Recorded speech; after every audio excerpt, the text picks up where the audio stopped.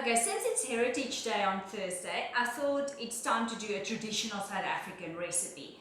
And I've decided what is better than bobotie and yellow rice. So we're going to make a bobotie and some yellow rice today, and I'm going to show you step for step how to do it. It's a little bit time consuming, but it is really delicious.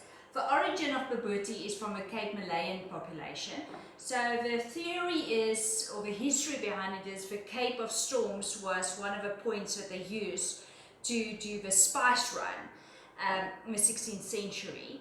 And the theory is that bobotie came from the Cape and that, from Indonesia, and the Cape Malayan population actually just adjusted it so that it's a more South African recipe, trying to use the ingredients that we had. It is really delicious, so let's get started. Okay, so for this recipe, this is what we're going to need. We're going to need some minced meat, we need salt and pepper, we're going to need some turmeric and cumin, some bay leaves, some good curry powder, we're going to need milk, apricot jam, and then some dried spice. I'm going to use a combination of oregano and basil. We're going to need 2 large eggs, some bread, 2 chopped onions, and then some raisins. This is something that we're going to start on the stovetop. And once it's done on the stovetop, we're actually just going to throw it into the oven for a little bit. I've already preheated the oven to 350 Fahrenheit or 160 degrees. Okay, so to start with, we are just going to soak the bread in a cup of milk. So while we're doing the rest, I'm just going to actually let this soak quite nicely, and then we will move over to the rest.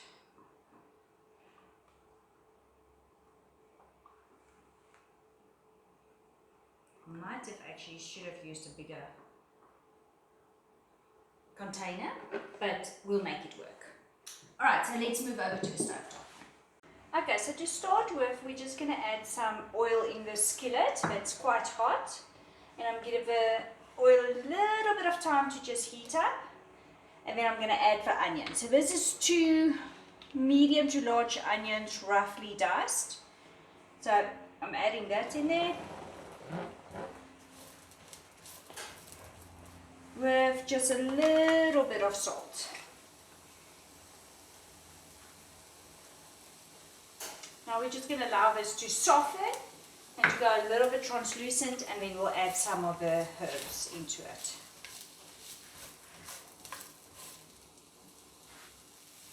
Okay, so at this stage, the onions are quite transparent, so we're going to add the spices and herbs. So we're going to start by adding 4 teaspoons of a medium curry. So 1, 2, 3, 4, and 1 teaspoon of cumin, or ground cumin. Then added to that, we're going to add half a teaspoon of ground turmeric, and then half a teaspoon of oregano, dried oregano, and half a teaspoon of basil. Then we're just going to allow this to infuse the onions quite nicely and make a paste.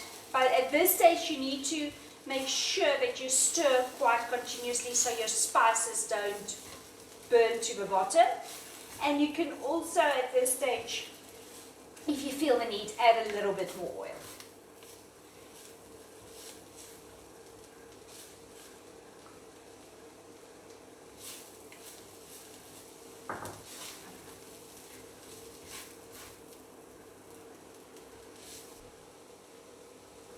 I'm also adding a little bit of fresh ginger that I've chopped quite finely. I don't eat garlic, but if you want, you can rather add some chopped garlic in. So this is about a 2 centimeter piece of ginger that I've just chopped finely. And we're just allowing all of this to give you a great, delicious flavor of spices and herbs and flavors of the ginger. It is smelling incredible in this kitchen.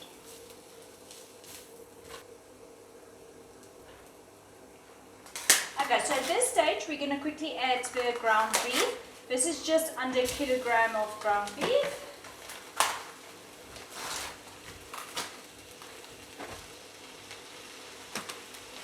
And then we'll just brown that until it's nicely browned and all cooked through. Okay, so while we're waiting for that, I'm just going to start the rice salad. So we need a cup of rice.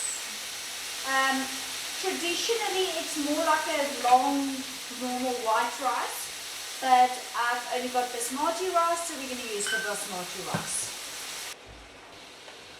Okay, to the rice we're adding half a cup of black raisins, 2.5 cups of water,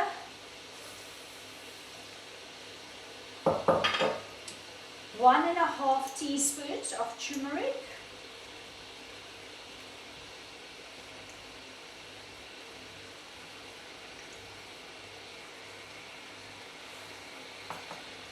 and 1/2 teaspoon of cinnamon,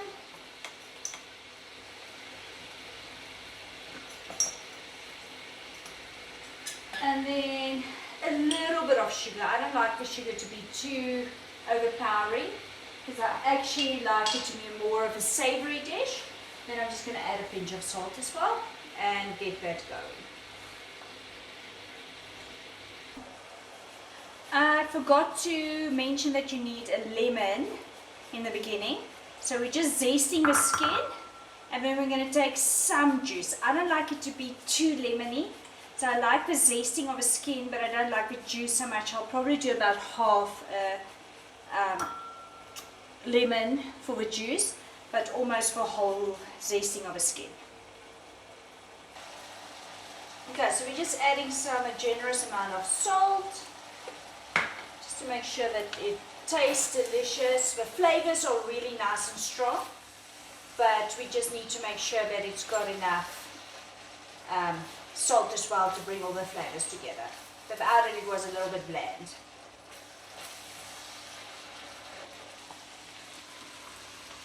Okay, so I'm just removing it from the heat so we can add the rest of the ingredients, and which will be your apricot jam, your chutney, the lemon.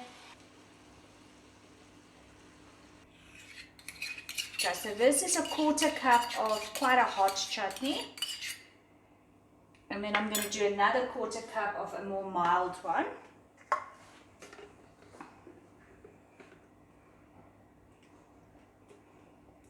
Next we're going to just add a tablespoon of apricot jam. That is if I can ever open this. There we go. So a nice tablespoon of apricot jam. The zest of a lemon. And then the juice of half a lemon.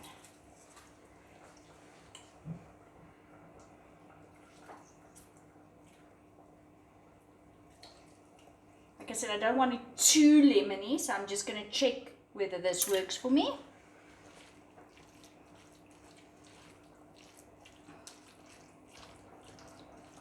Okay, let me quickly do a little taste test.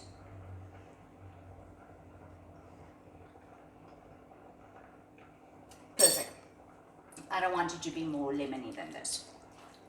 Okay, so next up, we're quickly going to deal with the bread. Next what we're going to do is we're just going to actually get rid of the milk in here. And then we're going to break the bread up into little pieces and add it to the bobotie or to the meat mixture. This is quite a messy little part. I have to be honest, the traditional recipe does call for bread, but I've often made it without the bread as well. So it is very possible to make this without the bread as well. At this stage, I'm going to add the raisins. I've just got about a quarter eye. I'm going to be honest, I didn't measure it. I just randomly guessed at how much raisins. So I'm going to quickly drain them. I soak them so they don't burn so easily in the oven while they're baking. So I'm just going to soak them and then add that on top as well. Okay, so I'm mixing this whole bread meat mixture quite nicely. And then I'm going to kind of just add as many of the raisins as I feel won't overpower it, because I also don't like it to be completely raisiny sweet. I'll add a little bit more. I think that's enough. Okay. So now I'm just evenly patting it and distributing it in the skillet, because I'm going to pop this directly into the oven. So all that's left now is to do the milk and egg mixture. Okay, so we're going to take this milk that the bread was in and just strain it.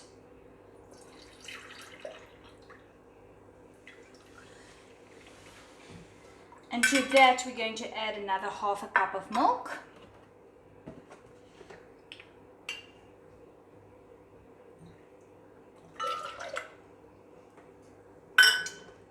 And 2 eggs, some salt and some pepper.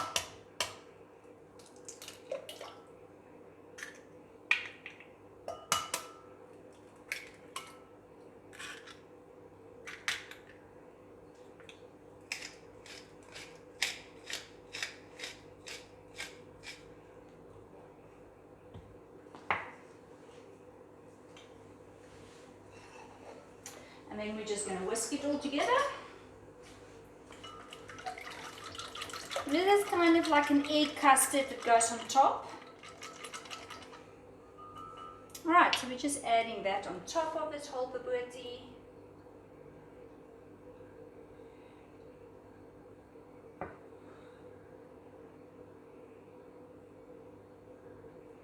And then this goes into the prepared oven. Like I said, it's prepared at 160.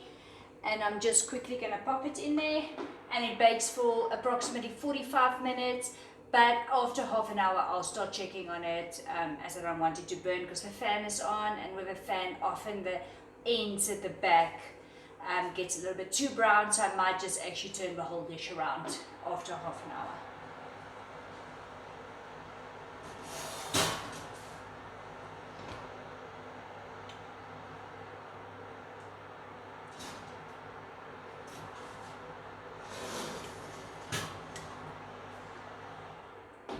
For me now is to clean the kitchen a bit. This is what the rice looks like. So it's I've turned it down completely. I'm gonna let it steam a little bit. I might add a little bit more water to it just to ensure that it doesn't burn. And then we'll see you in. Oh, sorry, I forgot something. I forgot the bay leaves. You need about 4 to 5 bay leaves that just goes on top of the bobotie, which I now forgot, but it just decoratively goes on top, so it's not like I need to work it in. So I'm going to just quickly pop it on top.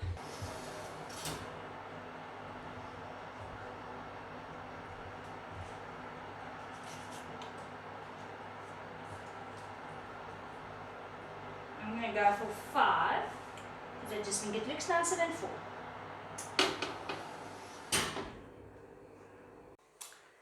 Okay, so the bobotie is all done. It's out of the oven. It is actually still simmering within the skillet. And then also, as you can see, the yellow rice is all finished. So all that's left now for us is to dish up and to enjoy.